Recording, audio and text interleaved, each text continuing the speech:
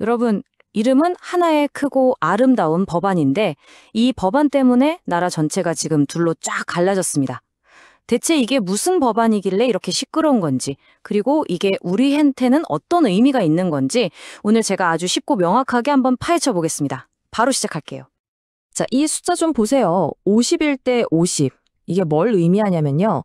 바로 상원에서 이 법안이 통과될 때의 표결 결과입니다. 진짜 딱 한 표 차이였던 거예요. 양당이 50대 50으로 정말 팽팽하게 맞섰는데 여기서 상원회의장인 부통령이 캐스팅 보트를 딱 던진 거죠.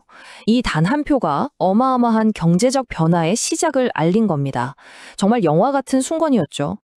네, 법안의 공식 이름이 바로 하나의 크고 아름다운 법안입니다. 이름 한번 거창하죠? 근데 이름만 그런 게 아니라 그 내용도 어마어마합니다. 무려 887페이지에 달하는데요. 이 안에는 세금 문제부터 사회복지, 정부 지출까지 사실상 미국 경제를 거의 처음부터 다시 설계하겠다는 수준의 야심찬 계획이 담겨 있는 거죠. 자, 그럼 이 법안의 핵심이 도대체 뭘까요? 딱 한 문장으로 정리해 드릴게요.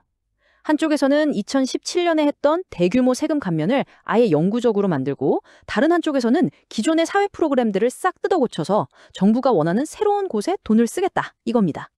어떻게 보면 서로 좀 안 맞는 두 가지 정책을 하나로 묶어버린 거죠. 자, 이제 아마 가장 궁금해하실 부분일 텐데요. 그래서 이 법안이 당장 내 지갑에는 어떤 영향을 주는 걸까요? 여기에는요, 분명히 얻는 게 있으면 잃는 것도 있습니다. 일종의 거래인 셈이죠. 과연 뭘 얻고 뭘 포기해야 하는 건지 지금부터 하나씩 짚어보겠습니다. 자, 첫 번째 거래 조건입니다. 왼쪽을 먼저 보시면 팁이나 초과 근무 수당에 붙는 세금을 없애준대요. 그럼 담장 일하는 분들 소득이 늘어나니까 단기적으로는 정말 좋은 소식이죠. 그런데 오른쪽을 한번 보세요. 2017년에 있었던 대규모 감세, 이걸 아예 영구적으로 만들겠다는 건데 사실 이건 주로 기업이나 고소득층에게 훨씬 더 큰 혜택이 돌아가는 제도거든요. 그러니까 단기적으로는 우리 모두에게 혜택을 주는 것 같지만 길게 보면 그 혜택의 방향이 전혀 다른 곳을 향하고 있는 거죠. 두 번째 거래도 한번 볼까요? 한쪽에서는 아주 새로운 아이디어를 내놨습니다. 바로 베이비 본드라는 건데요. 모든 신생아에게 정부가 $1,000, 그러니까 우리 돈으로 한 130만 원 정도의 종잣돈을 줘서 출발선을 맞춰주자는 거예요. 되게 좋은 생각 같죠? 그런데 다른 한쪽에서는 저소득층 의료지원 제도, 바로 그 메디케이드 예산을 대폭 깎아버립니다. 심지어 혜택을 계속 받으려면 일을 해야 한다는 조건까지 붙여서 기존의 사회 안전망을 오히려 흔들고 있는 거죠. 자, 이제 우리 지갑 얘기에서 눈을 좀 더 돌려서 나라 경제 전체라는 더 큰 그림을 한번 보겠습니다. 솔직히 말해서요, 이 법안은 거대한 도박이라고 할 수 있습니다. 엄청난 빚을 내서 그 돈으로 경제 성장에 그냥 올인하는 그런 전략인 셈이죠. 그 도박의 판돈이 얼마냐고요? 자그마치 3조 달러입니다. 3조 달러. 이게 감이 잘 안 오시죠? 우리 돈으로 환산하면 약 4천조 원입니다. 4천조. 미 의회 예산처의 공식적인 예측이에요. 이 법안 때문에 앞으로 10년 동안 나라 빚이 이만큼이나 늘어날 거라는 거죠. 정말 입이 떡 벌어지는 액수입니다. 이 엄청난 돈을 두고 지금 경제학자들 사이에서도 의견이 팽팽하게 갈리고 있습니다. 이 표가 딱 그걸 보여주는데요. 왼쪽, 그러니까 찬성하는 쪽은 모건 스탠리 같은 투자은행들이에요. 이들은 괜찮다. 세금 깎아주면 사람들이 돈을 더 쓰고 기업도 투자를 늘려서 경제가 빵 터질 거다. 이렇게 주장하는 거죠. 하지만 오른쪽 반대하는 쪽의 경고는 아주 심각합니다. 의회 예산처 같은 곳에서는 정부가 이렇게 빚내서 돈을 풀면 물가가 엄청나게 오를 거고 결국 우리 노후를 책임질 사회보장기금까지 위험해질 수 있다고 아주 강력하게 경고하고 있는 상황입니다. 근데 이 문제가 단순히 미국 안에서만 끝나는 게 아닙니다.